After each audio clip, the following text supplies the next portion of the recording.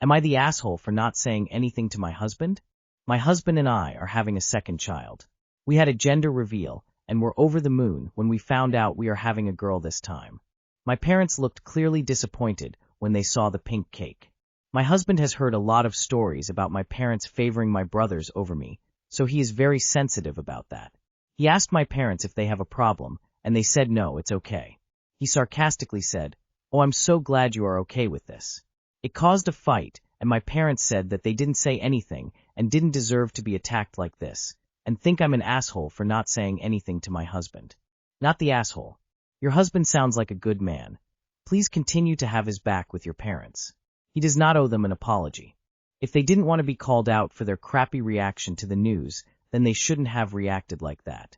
And please make sure that if, and when they start showing favoritism towards your son over your daughter, that you call them out on that immediately. And then cut them off if they can't or won't fix their behavior. Don't allow your daughter to go through what you did. Not the asshole, but I think you should have said something. You should have jumped in and doubled down on what your husband said. Your faces are speaking volumes. If you're not delighted by another grandchild, you don't need to be here. Not the asshole. How many times do we want our husbands to support us when we feel attacked? Well, your husband supported you. He is happy to have a girl and saw what you told him happened in your childhood. He saw your parents' negative, or not positive, reaction, and he jumped in and made sure they understood his point of view in a way that wasn't rude. Not very rude anyway. If your parents were offended, that's on them. Tell your husband thank you. Not the asshole when a baby is involved saying anything except, "Wow, fantastic," makes you an arsehole. The sarcastic comment from your DH was quite mild. You had no need to say anything to him. But your parents need to get over themselves and try being straightforwardly happy about their grandchildren. You are the asshole for not thanking him for putting them in their place. He was being protective of you and your daughter. He cares for your well-being, and that was his way of telling them that if they treat you or your daughter badly, y'all will have problems. That man needs a medal, not a confrontation. Am I the asshole for reporting a girl for hit and run after she hit my car and fled? I'm 27M and park on the street outside my building. A few days ago I checked my dashcam because I thought I saw someone near my car earlier. The footage shows a 20-year-old girl who lives across the street trying to parallel park and hitting my rear fender hard enough that my car moved slightly. When I looked at the car, the finish on the paint was dulled in a small patch. You can notice it if you pay close attention. She got out, looked at both cars with her hands in her hair, paused for a while, and then drove off without leaving a note or anything. That already irritated me because I'm tired of people pulling that. My buddy's parked car got hit by some woman, and she was never found because his dashcam was off. He had to pay everything. I'm honestly sick of how often people like her try to avoid consequences with "I panicked," or "I didn't think it mattered." I went to talk to her and showed her the dashcam clip. She acted like it wasn't a big deal and kept insisting it was barely anything, and honestly I didn't think I had to leave a note for something with no damage.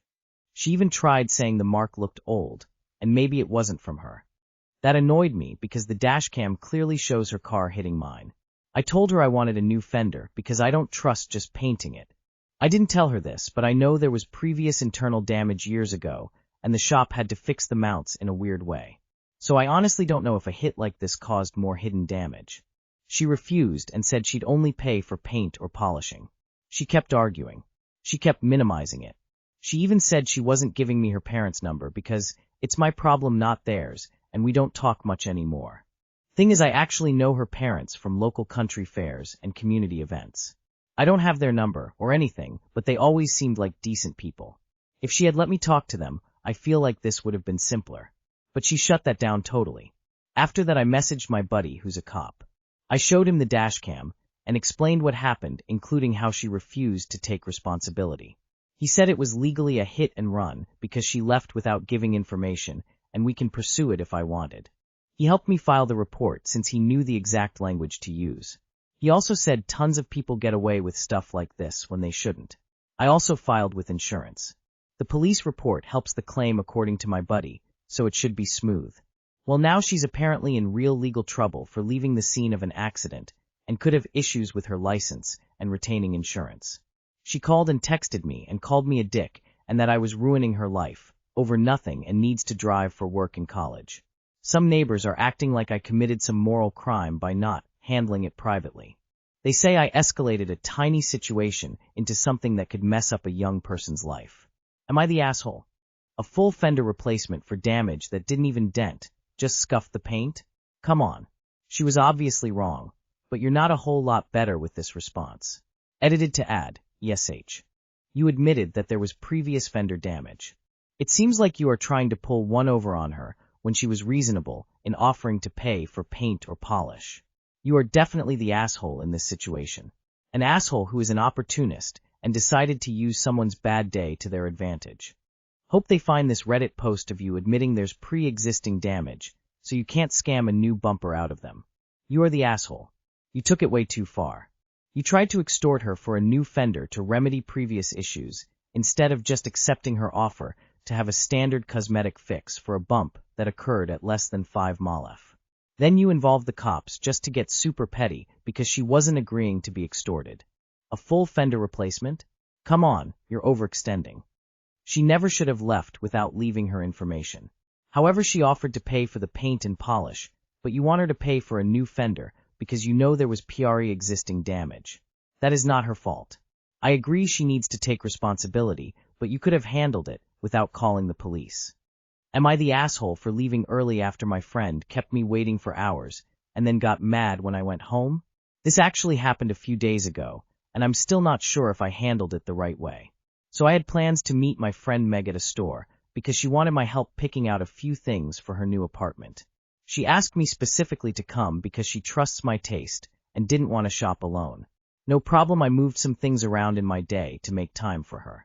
We agreed to meet at 3 p.m. I got there on time. She texted me at 3:10 saying, on my way. About around 3:30 she texted me again saying she is in traffic, patiently waiting for her. About 4:05 she texted almost there. By 4:45 she still hadn't shown up.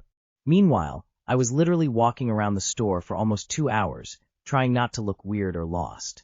I even kept checking certain aisles because she said that's where she'd meet me. I didn't want to be rude, so I waited longer than I normally would. Eventually, at 4:55, I texted her that I was going home because I had other things to do and my back was starting to hurt from standing so long. She replied instantly. Suddenly she was no longer stuck in traffic, and said I was being dramatic. She said she needed me there and that I ruined her day by leaving.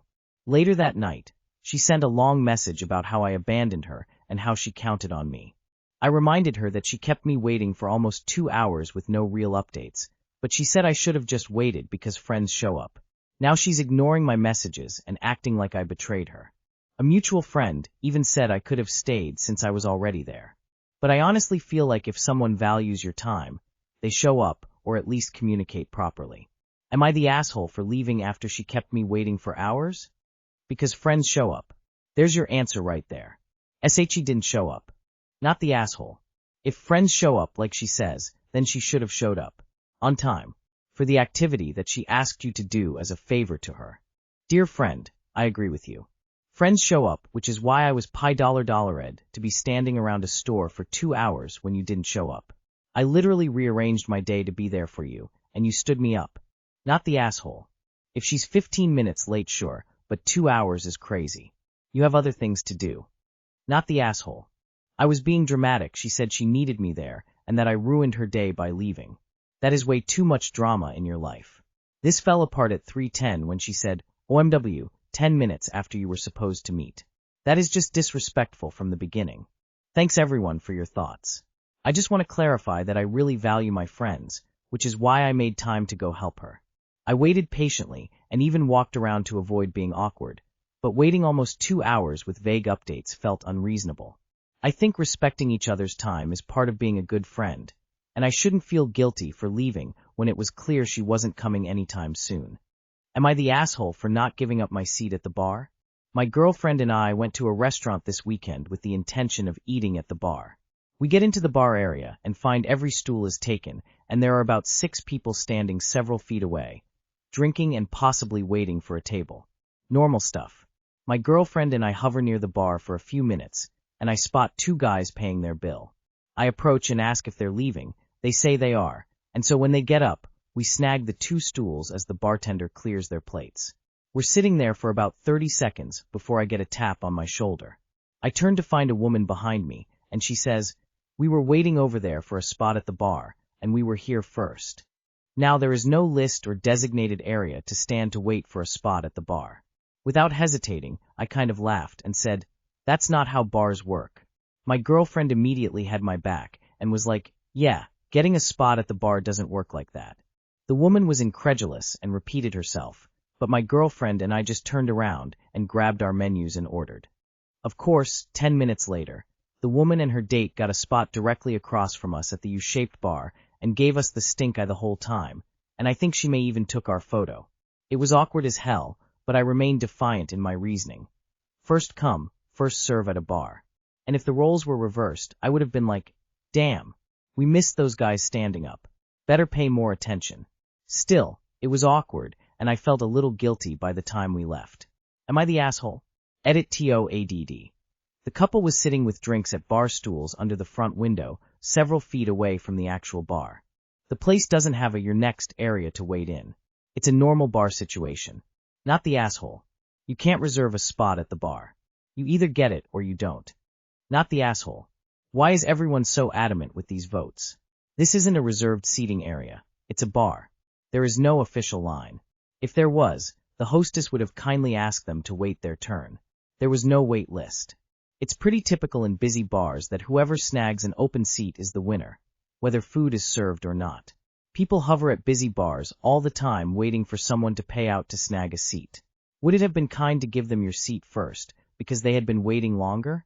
Sure, but one of the things about this kind of situation is that it's not first come first serve in the sense of a line, but first to snag a spot is served. Edit, fixed it. Not the asshole. This thread makes me wonder when's the last time people went out to a bar. There's no line for bar seats at the bar unless the venue explicitly says that. The first rule of bar seating is, there are no rules. Not the asshole. They snoozed, they losed. Not the asshole. Bar seating is open, no reservation. If they didn't see it first, then that's on them.